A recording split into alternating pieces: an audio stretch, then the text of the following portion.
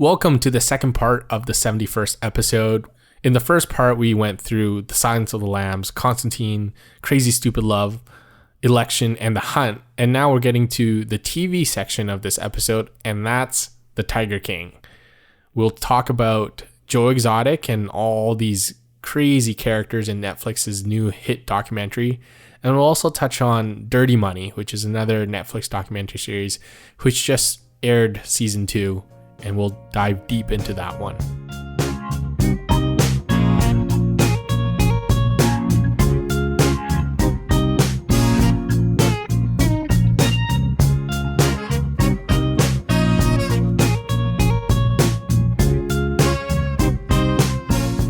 Speaking of brand new releases at home, my God, since we're short on time, we got to get right to it. Tiger King. Yeah. So Tiger King, well, it's a double segue because we were talking about, red state crazies, and this is definitely that. I actually just posted a review on kinetoscope.ca about this. So if you want my thoughts in greater detail, go over there. But the one kind of thing in my review that I kind of wanted to build my analysis around was the idea that it's striking how everyone came together online in talking about this one show. Yes.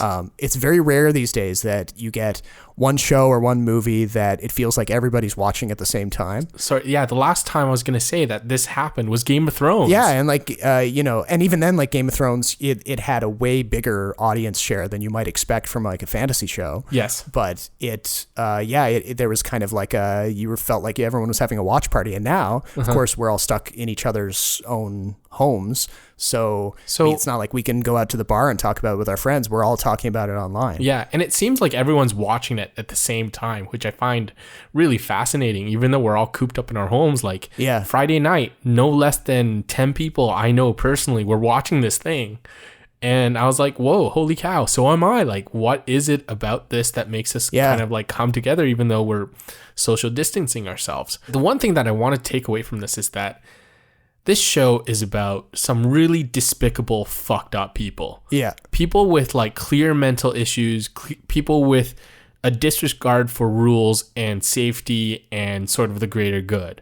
But we're fascinated by this. Why aren't we disgusted, Rob? I think maybe this is a little bit too like in my own head, but I think part of it is like we're fascinated by this because the show is cutting across all these genres simultaneously. You've got aspects of like true crime, which is a huge thing for Netflix. You've got animal rights. You've got, gun-toting crazies. You have country music videos. The tigers, lions, gay polygamy. Yeah, it just hits so many like pleasure centers in your brain, and for so many different types of viewers. Good afternoon, ladies and gentlemen. My name's Joe Exotic, and this is Sarge. He was like a mythical character living out in the middle of bumfuck Oklahoma who owned 1,200 tigers and lions and bears and shit. Come here, love me. Matt spoken, good looking, love to party and have fun. I don't think we're done blowing shit up today. I don't figure you are. So you have that. And then there's also the fact that like the fact that it's coming out during the pandemic, people are like, most of us, if you haven't like lost your job and you're having a hard time paying the bills, which, sucks.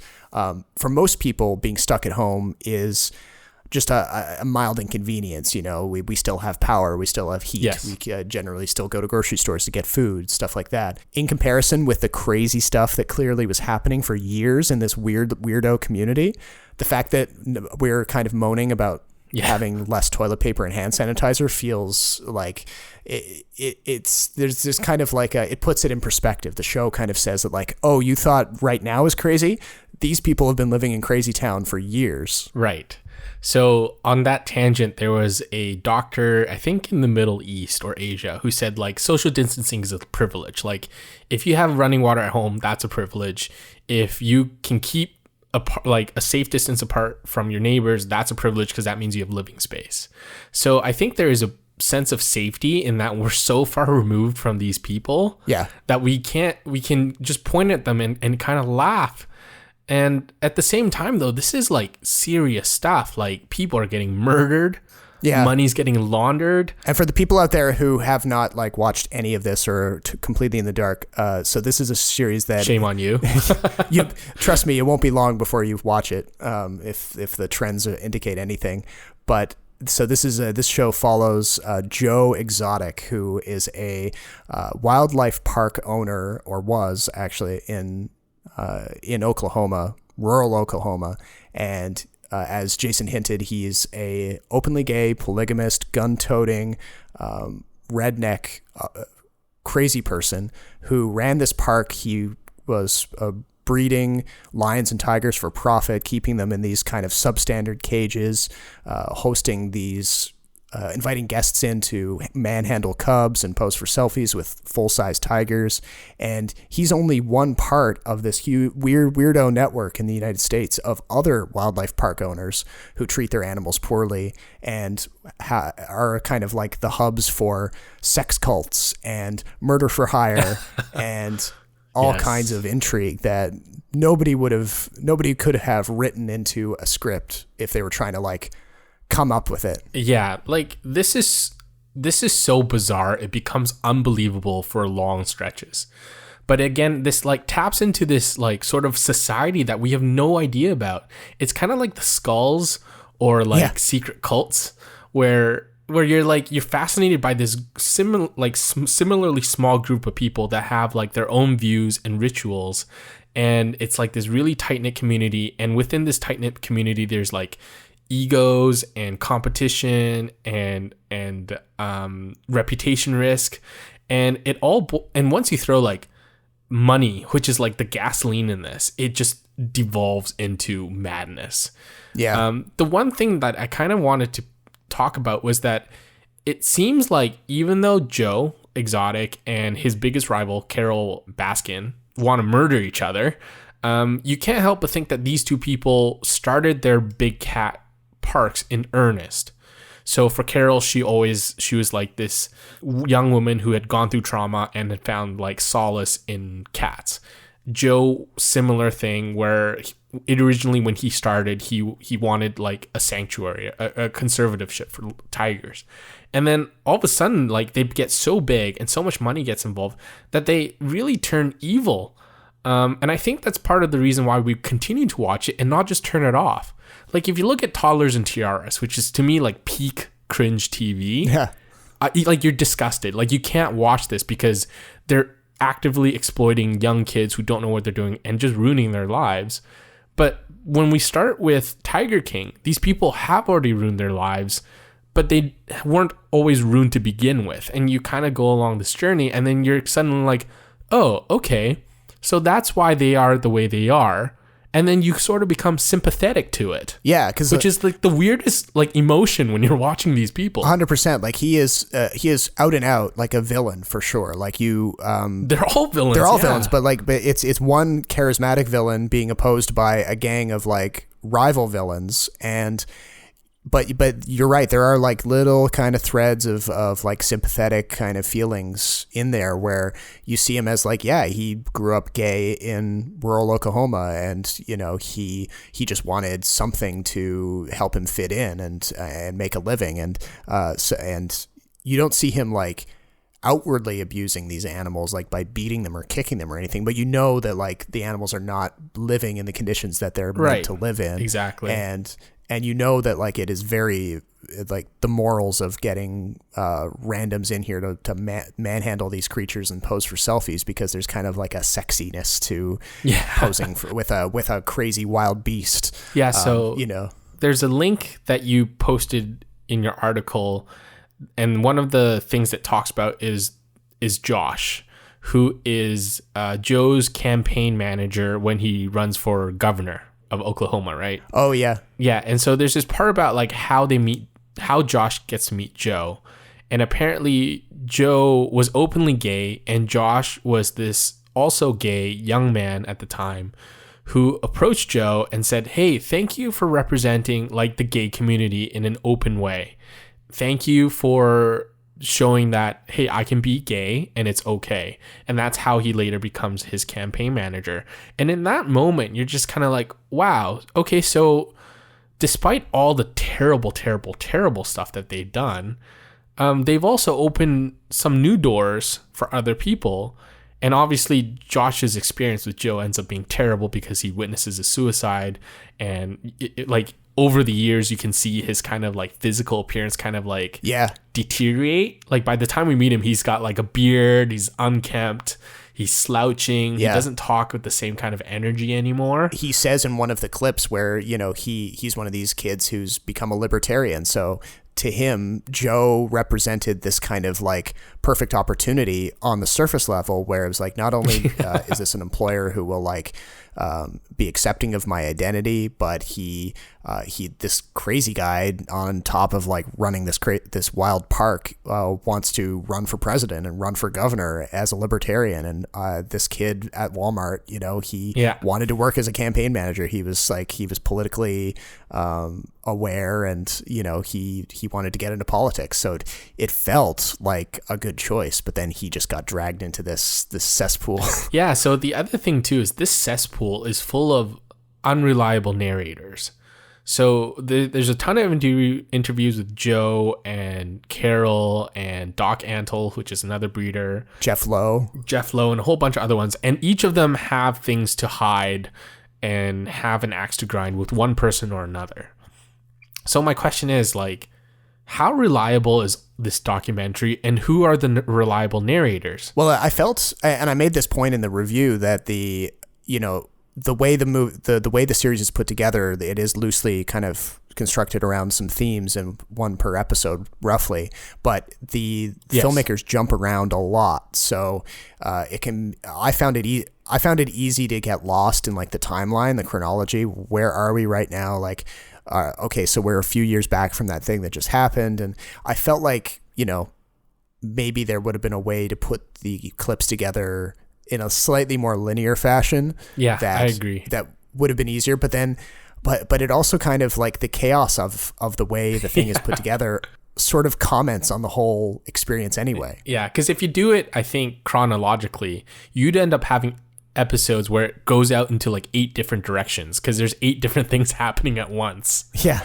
And so I think one of the biggest, drawbacks was that there's a guy called Kirk. Oh yeah, Robert Kirkham, I think his name is. Yeah, Robert Kirkham. Yeah, so there's a guy called Robert Kirkham. The guy who finds himself in Joe's orbit, who is a former news producer, but you know, he's kind of down on his luck, and like so many people, he kind of like, Joe offers him an opportunity to rebuild his life, and he ends up like producing the TV show that gets put out to like 50 viewers online. And his whole library gets burnt up. Like, that was the worst part. I was like, oh, I wanted more footage. I mean, they did manage to save a certain amount because there's a lot of crazy things that end up getting preserved in this series.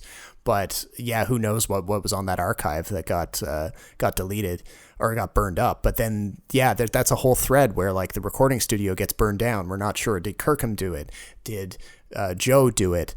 Did some other rival animal keeper do it?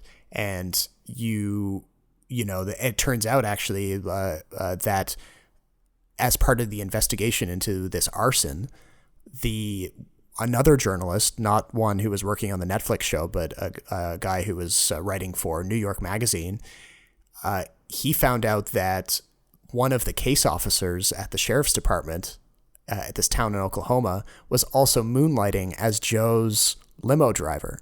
So yeah, what the hell? Like, was he not getting paid enough by the police department, or does he like Joe? I guess, yeah. I don't know. I mean, it's so bizarre. Yeah, and then that sheriff's deputy or whatever, was later convicted of sexually assaulting a disabled man. So of course, you know, that's why I had to link out to that kind of collection of other factoids as part of the review, because one of the things about this show is as soon as you finish it, you're like, I want more. Totally. And you just get this feeling that we're only seeing the kind of the initial surge of content about Joe Exotic, because obviously, well, they're planning. I can't figure out if it's a series or a movie, but apparently Kate McKinnon from SNL is attached to play Carol Baskin. People are already dreaming up like possible other actors who could play the other roles, and you know, I'm sure there'll be more podcasts and articles and things in the months to come. There's probably like a whole movie just about Doc Antle. Yes, that guy is a creepazoid. Yeah, that guy to me is more creepy than Joe. Yeah, because Joe's kind of like this like really flamboyant character. Doc Antle has some like dark shit going on. Yeah. And I wish we had heard more from his employees, including the woman from Iowa who had like was forced to get breast implants. Yeah. And managed to escape the compound, basically. Apparently the feds raided the compound in December, but I haven't heard about any like charges or progress in the investigation. But yeah, like for these guys, it's weird because it's just like Teflon, right? Yeah. Like any charge, anything you see them do like that is clearly illegal, it doesn't stick. So there's this like in the final 2 episodes, they kind of go through the court case about how Joe Exotic ended up in jail. And I wish we got more of that because clearly the laws behind wildcats, big cats, and like the breeding laws and stuff like that is way well behind of what is going on right now. And I think that's like another topic of itself where you could talk about like the government, the legal system, and how this it perpetuates more stuff like this because there are other breeders in other states that like don't have any repercussions, and even some of the zoos they sell to are like really big name zoos. Sure, and it even happens here in Canada. I mean, there's famously here in Ontario, there's African Lion Safari. I have not looked into their track record. Maybe they're totally squeaky clean, but to me, the fact that their selling point, their gimmick is that you drive your car into this park and then the animals are walking around in very large pens, which I guess on the surface seems like a more humane thing for them. But there's still been cases of people getting like injured by these animals because they're stupid and they leave their windows down to take pictures.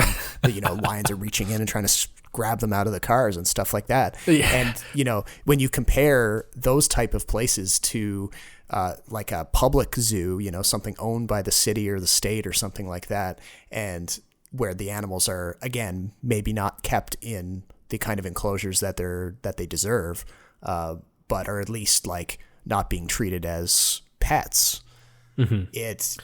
There's a whole discussion there, and it could just go on and on and on. Not to mention like the new zoo that Jeff Lowe and this other wildcat breeder are putting up, and the series kind of ends with them leaving on bad terms, with Jeff Lowe kind of being exposed as this like really smart con man.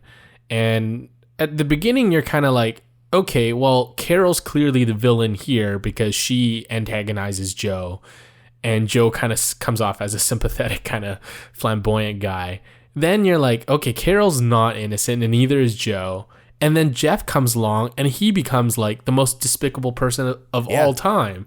And now you're like, okay, now I'm rooting for Carol and Joe and all these other people because Doc Antle and Jeff Lowe are so despicable. So to me, like, to you, I should ask, who do you think is the worst villain? Oh boy, that is tough. I think it's like a two-way tie, like you said, between Doc Antle and Jeff Lowe. Like, it's clear that there's some cultish stuff, like proper cultish stuff happening with Doc Antle. Yes. The multiple wives or girlfriends or whatever he calls them, and his harem, the pseudo Buddhist kind of stuff floating around that.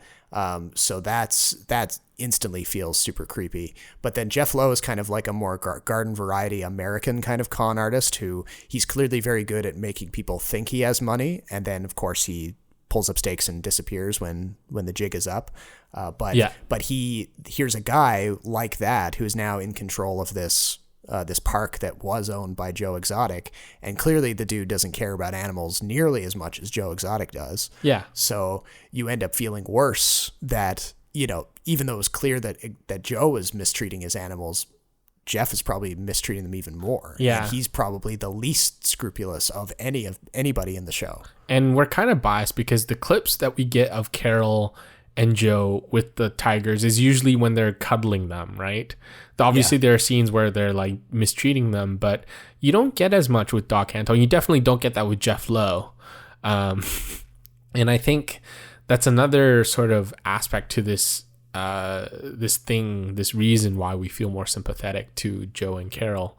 But there's a lot of storylines in this. What to you was the most interesting storyline? Oh boy. I think there's a two-way tie. So Jeff Lowe we already talked about, where he's this like con man with like this unknown background, and he shows up with his girlfriend who's like what 20-30 years his junior, and he's got enough money to make it look like he's rich. So he's got some money, so he has enough money to, you know, presumably lease out a Vegas mansion, lease out a Ferrari, you know, wear clothes that seem expensive, even though it's like super UFC shit, like Affliction, you know, or like tap out gear, like stuff you see where you're just like, okay, this guy's either like a poser or a former Hells Angels guy. The other one is Don Lewis, who is the second husband actually of Carol Baskin, who is this, by all accounts, a really wealthy guy, but also a womanizer who just picks up the wrong girls at the wrong time, and Carol being one of them. And Carol, obviously having this traumatized past, is maybe not all there mentally, and he ends up disappearing. But we all, I think, kind of agree that Carol murdered him. Yeah, I mean, it definitely, like, that we don't get all the information. I'm sure the case files for that actual investigation would be an interesting read, but well, it's still ongoing. Yeah, they right? haven't closed the case, and there's definitely enough evidence pointing at Carol to not dispel, you know, suspicions or anything like that. Yeah. But I have to say that, like, I agree with you. Like, the Don Lewis thing is super interesting. The Jeff Lowe thing is interesting, but I do come back to Joe because there's this guy who has this kind of like, in the review, I described him as like a Tommy Wiseau kind of character who is staggeringly inept at his job, like just does not understand how to do anything right, but is able to fake it till he makes it, and has this eccentric way of dressing and this bizarre way of thinking about things, but still like this kind of like sweetheart kind of thing. And you would never find a character like him anywhere else. Correct me if I'm wrong, but didn't Tommy Wiseau also utter death threats at some point? Oh, yeah. Like, Tommy's threatened to kill people. He's like destroyed public property. He's definitely more mysterious than Joe Exotic. Like, clearly we have, like, you know, we get clips of interviews with Joe's parents, and, you know, we understand roughly where he came from and stuff like that. But in terms of like the kind of the energy they give off and this kind of chaos that they emit, it feels similar. Joe Exotic, I think the series obviously focuses on this like big cat society, which is very small. But I also feel like there's Joe's other business ventures, from his like live TV show to his multiple person gay marriage. There are all sorts of other fascinating things that, like, in retrospect, in watching the Netflix series, has been covered by media. But I guess living in the West Coast or in Canada, you really don't hear about this at all. Like, this was all news to me. Yeah. But apparently in that area, it is like everyone knows Joe Exotic. Everyone knows Doc Antle. And I was completely blown away by this. Like, I had heard of Joe Exotic before the series came out. But the place I heard about him was in that clip that is put into the series on John Oliver on Last Week Tonight, where John Oliver was talking about third-party candidates for the presidency in 2016. It was an episode that came out in October of that year before Trump won, and briefly plays a clip of one of Joe's campaign videos where he's standing in the midst of this like pen, and you know he's going on this like rant, and he's got the gun on his hip, and he's got the crutch and the leg brace, and just like talking about his multiple boyfriends and everything like that. And you only get like a minute of it in the John Oliver piece, but it makes such an impression on you. It stuck in my head, and then when I didn't think about him at all for years, and then the series came out, and I was like, where do I know this guy from? And then they revealed it, and like this is like the 5th episode or something, and I was like, oh yeah, that's where I've heard of this guy before. Right. But you're right, like other than that brief appearance there, he didn't have the kind of like the media presence that you would expect him to have had. Any final thoughts on Tiger King? Just that everyone is going to end up watching it. It's going to be the thing that bring yeah, you have to. It, like I said, it cuts across so many different genres. Like, there's something in it for almost any viewer. Yeah, so there was a podcast released prior to the series, which I recommend as well, because there's some things in there that obviously you don't see. But the TV series is must watch because there's so many visuals that are just so striking. From the way Joe Exotic looks to like some of the behind the scenes footage that you get from like tiger maulings to him playing with tigers to these tigers being mistreated. We are, I think, fascinated by these big exotic animals, and watching this is I think a better experience than going to the zoo sometimes. You know, you go to a zoo and a tiger's just lying there. You're like, tiger, do something. And they're like, no, I'm just going to lie here and you're just going to watch behind this plexiglass and that's it. But in this series, you really get to see like tigers eating people, not eating people, but eating meat, attacking people. Yeah, there's a great bit where like one of them grabs onto Joe's shoe, and he ends up believing that the tiger was made to do it as like a assassination attempt by one of his rivals. Yeah, but you see him like freaking out, and it's clear that like a couple more seconds, if he didn't have that revolver on his hip, and if he hadn't shot, he would be. If he hadn't shot a few bullets into the dirt to scare the cats off, he would have been done, and it would have been a snuff film. Yeah, I agree. The last thing I want to point out is the people who work at these zoos are clearly very down on their luck people, but I think a lot of them, especially at Joe's zoo, they come off as really genuinely hardworking, nice people. Sure, some of them are felons and some of them are drug addicts. For example, the manager, John Reinke, the guy with no legs. Oh yeah, he was an interesting person to examine.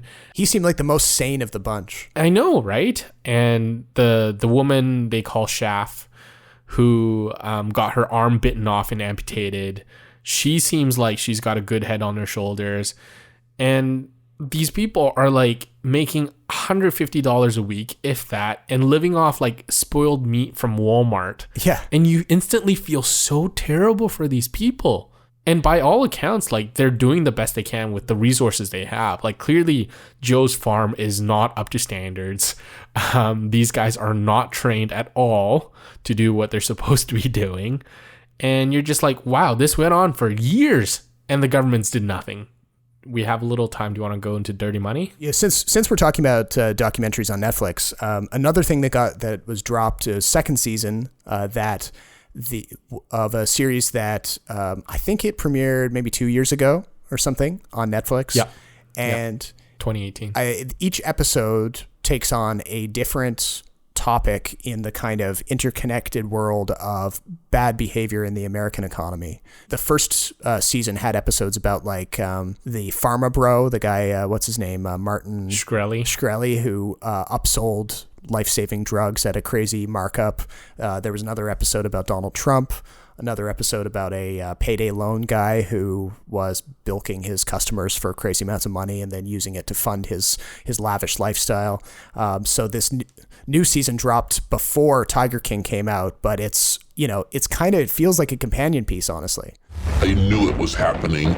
They did nothing about it. There are certain people in our global community who think they are above all laws. It's all political. Yeah, because they're all about despicable people.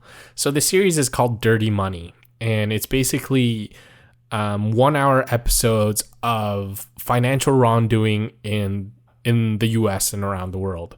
So there are topics on the pharmaceuticals, as you mentioned, dirty banks that money launder for Mexican cartels, corrupt politicians, corrupt hedge fund managers, and it very much feels like an A&E episode, because I think the series is okay. The one thing I have against the series is that it doesn't go very in depth.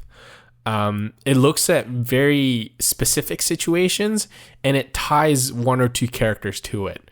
So for the drug one, the bigger story is Valiant, and it's also about this one lady who invests by using shorts. So she bets that a company stock price is going to go down, and she profits from that. So this entire thing is framed about her and her journey in discovering that Valiant is like this big accounting scandal, and it's not nearly as valuable as everyone thinks it is. Same with Wagon Wheel, which is about the Wells Fargo and a bunch of their employees opening bank accounts for customers who never requested for them. Yes. And so they get these people who work for the bank but have either been whistleblowers or just part of like this big machine, and they couldn't help themselves and they just somehow agreed to be on camera.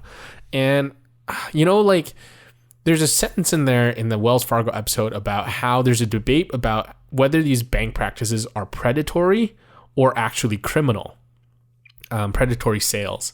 I think that was one of the arguments that they could have gone into, because this kind of stuff is not limited to Wells Fargo and a bank. These things are limited to all sorts of anything that involves people selling stuff to customers. Same with The Confidence Man with Trump and Slumdog Millionaire with Kushner, in that, yes, they were heavily leveraged. They borrowed a bunch of money, they lost a bunch of money, and they use other means in to get rich. At least paper rich. But these are very like surface level, I think, examinations that you could just get from any article that you read on the news.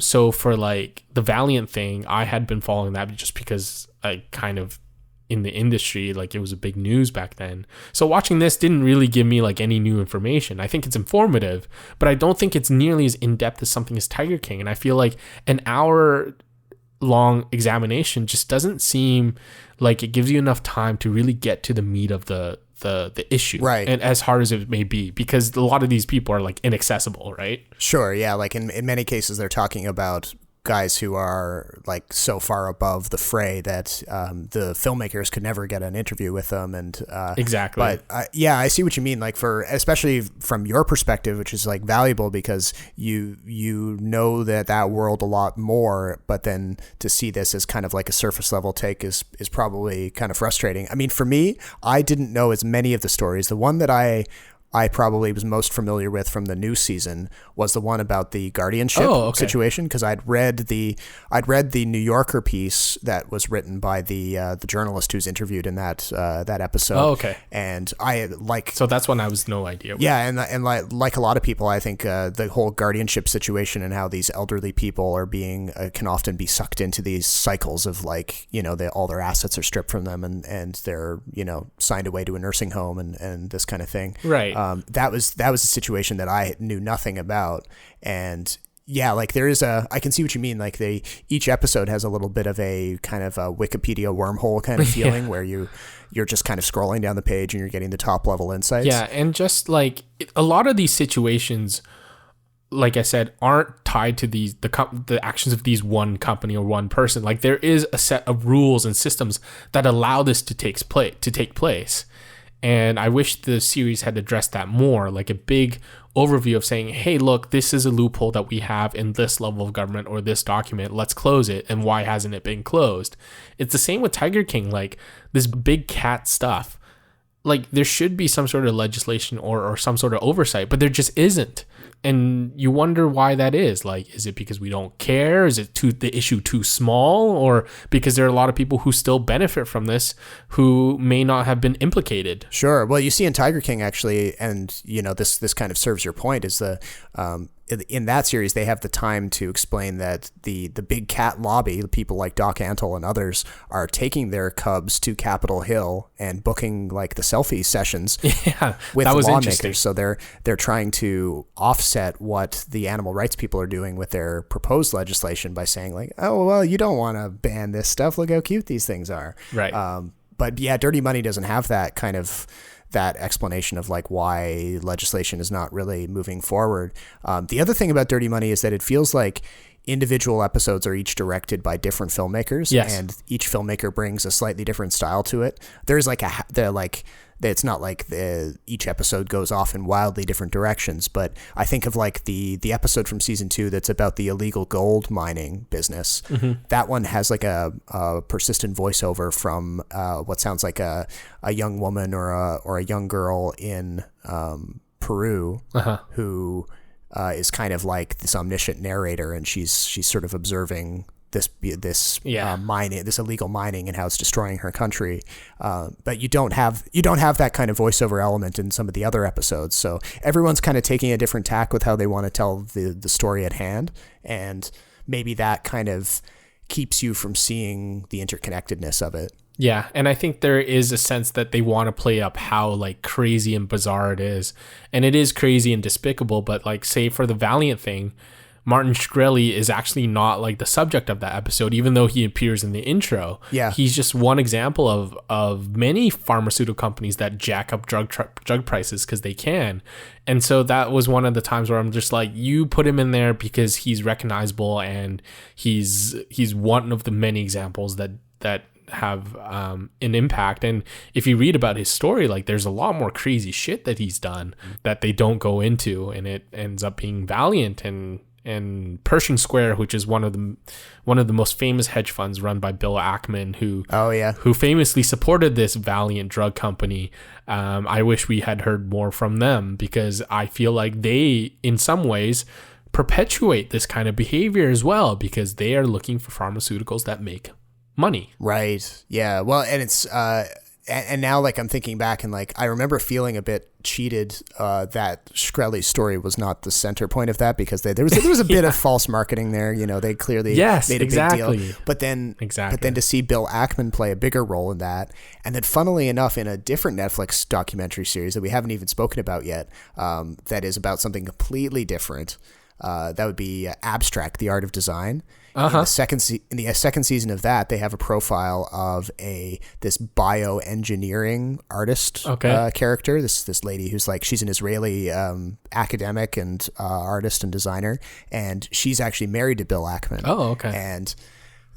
And part of the narrative of that episode is charting how, you know, she's committed so much to her work and her art, but has not built a family up. And then it turned out like she met Bill Ackman, they're having a child together. But then, spoiler alert, celebrity gossip twist, maybe she's cheating on Bill Ackman with Brad Pitt? That's not in the episode. That just happened randomly a few weeks ago. But that is wild, right? There's, you know, I guess like, you know, the world is not as big as it seems, you know. No, definitely not. But it's funny how, like, you know, you watch enough of this Netflix stuff, you start to feel like kind of like you're omniscient, kind of floating above the fray, kind of thing. Anyway, I think that's all the time that we have. But I thought that was like a really great discussion with all the things that we talked about. Yeah, so head on over to kinetoscope.ca, where we have a nice long review of Tiger King, which expands on the stuff that we were talking about here. You know, it fits a series of that kind of density and scope. And of course, you know, as the weeks go on, we will have lots more content of all the things that we're watching. But until the next episode, my name is Robert Snow in Toronto. And my name is Jason Chen in Vancouver. Thank you for listening, and we'll talk to you next time.